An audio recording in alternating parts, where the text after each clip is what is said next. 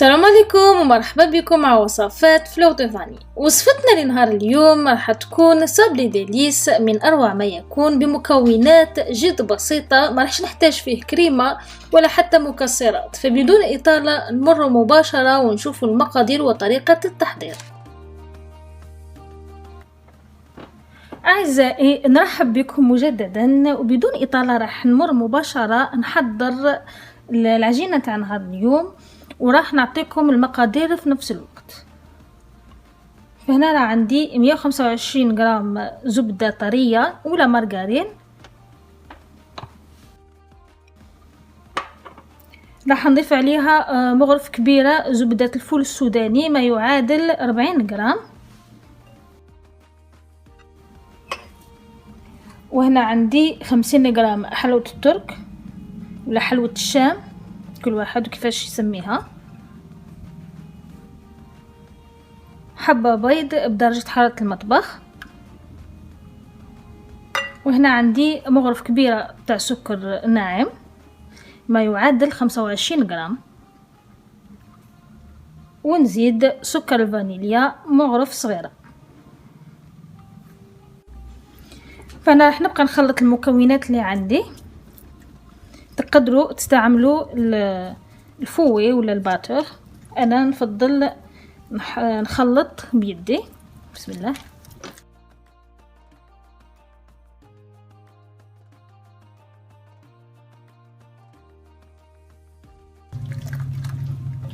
فهنا شوفوا القوام اللي نتحصلوا عليه، قوام كريمي. راح نبقى نضيف المكونات الجافة. هنا عندي مغرف كبيرة نتاع مايزينا ما يعادل 25 غرام،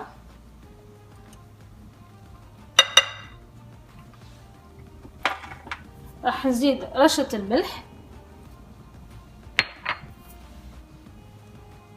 ونص ملعقة صغيرة خميرة الحلويات،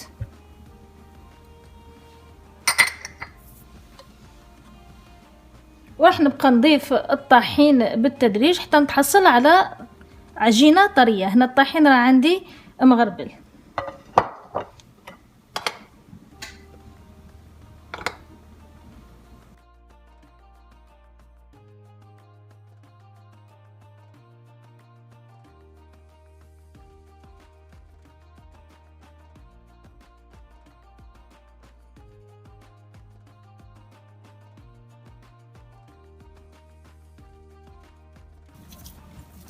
فحبيبتي هاي العجينة اللي نتحصلوا عليها،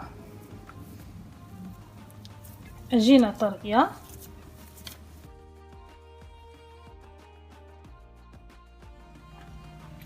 اذا حبيبتي انا غادي نرش سطح العامل نتاعي بشويه فرينه،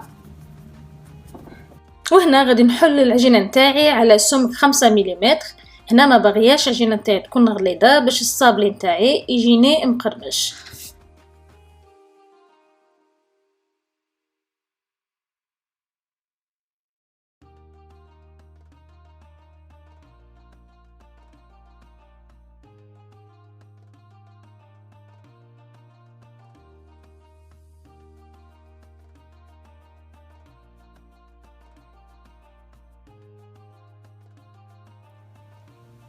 اذا حباباتي كما شفتوا بعد ما حليت العجينه نتاعي وقطعتها بهذاك القطاعه تاع الصابلي، انا خيرت هذا الشكل وانتم ديروا اي شكل تفضلوه.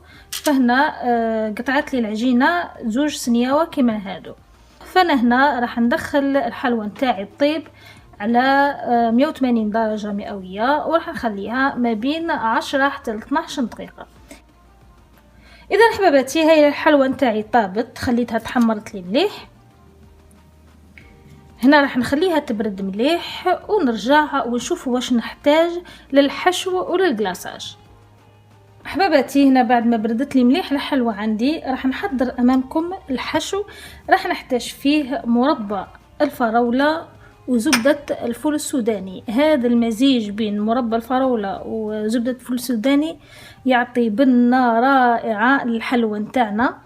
جربوها واني عارفة راح تعجبكم. هنا بالك تقولوا نقدروا نعوضوا الكونفيتور تاع الفراولة بالكونفيتور تاع المشماش. انا هنا ما ننصحكمش ديروا الكونفيتور تاع المشماش، من الأحسن تحضروه بكونفيتور تاع الفراولة. فأنا هنا عندي مغرف كبيرة نتاع كونفيتور،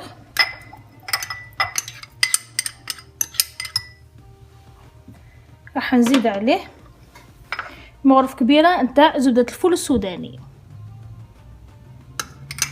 العبر نتاع زبدة الفول السوداني كما العبر نتاع الكونفيتور. فانا راح نخلط المكونين مع بعض مليح. هذا هو القوام اللي نتحصلوا عليه، قوام كريمي.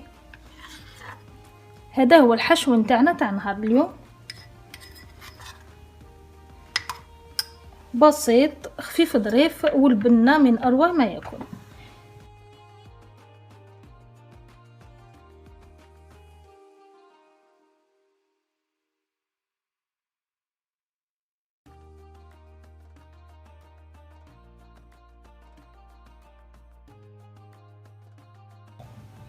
هنا احباباتي لازم نديرو طبقة لاباس بها باش تجينا بنينة بهذه الطريقة.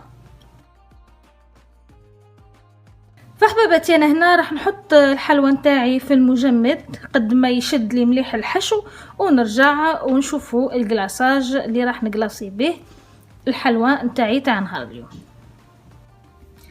حباباتي هاي الحلوى نتاعي هنايا بعد ما جمد لي مليح الحشو، شوفوا كيفاش ما تتحرك الطبقات. انا هنا راح نقلاصيهم بالشوكولا. هنا عندي 150 غرام شوكولا بالحليب و50 غرام شوكولا سوداء. انا دائما ندير هذا المزيج بين الشوكولا السوداء وبالحليب. ذوبتهم على حمام مائي وزدت لهم 2 مغارف كبار نتاع زيت، وراح نبقى نقلاصي في الحلوى نتاعي.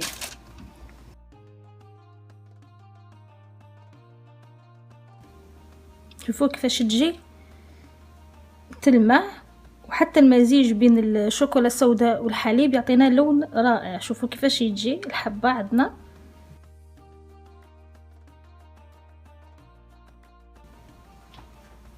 تقدروا تحطوها هاك بهذه الطريقة. حتى هذه الطريقة تجي سهلة باش تقلاصوا الشوكولا تاعكم.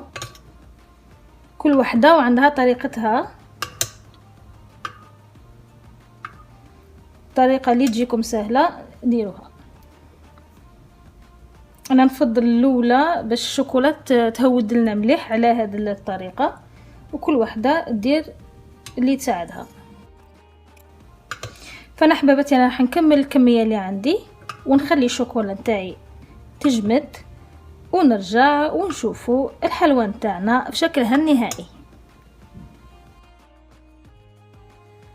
أعزائي وصلنا لنهاية الفيديو تاع نهار اليوم، وهذا هو الشكل النهائي نتاع الحلوى نتاعنا تاع نهار اليوم.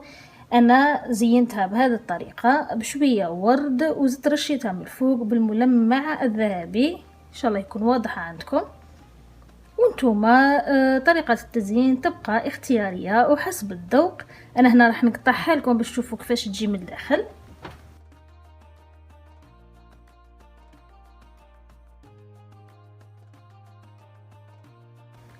بهذه الطريقة شوفوا كيفاش تجي. فان شاء الله الوصفة تاع نهار اليوم تنال اعجابكم. احباباتي ما تنسوش الاشتراك في القناة وتفعيل الجرس ليصلكم كل جديد. تهلاو في رواحكم، والى اللقاء في فيديوهات اخرى ان شاء الله. والسلام عليكم ورحمة الله تعالى وبركاته.